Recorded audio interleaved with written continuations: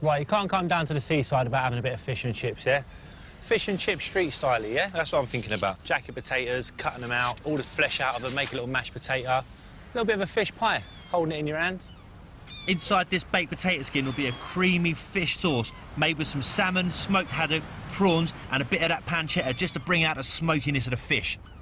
You want to do like a sofrito, which is basically just your vegetables chopped up nice and fine and then sweated down with a little bit of oil and a bit of butter. And that fennel's that nice aniseed flavour, yeah? Fennel on your leek. Nice. There we go, a little bit of garlic in there now, 2 of them. A little bit of salt, because what the salt does, it draws all the moisture out. I'm going to pop a few fennel seeds in there. It's a shame not to use the onion.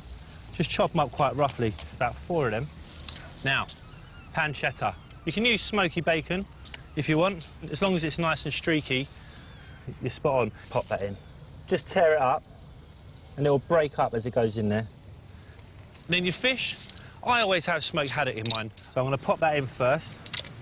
Let that smokiness work with the old pancetta.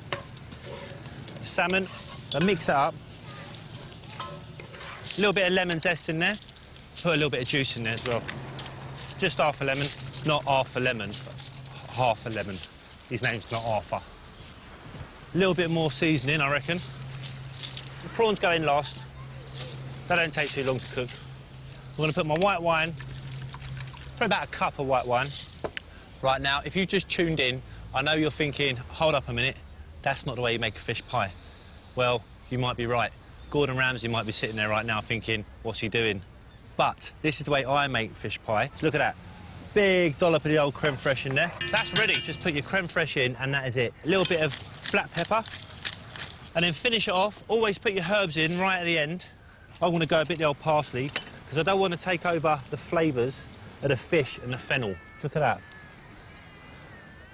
That's fantastic. Look at that. These potatoes have been in here for about a good couple of hours, yeah, from raw. Let's get these babies out. And then just start getting the old flesh out. Now, be careful with the skins, because you don't want to pierce them, because if you do that, it's game over. Now I've said that, I'm probably going to go right through one.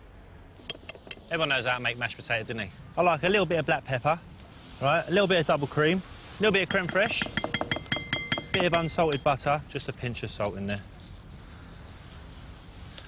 And mash it up. Get right in there. Nice and creamy, look at that. I've got my piping bag. Here he comes, look.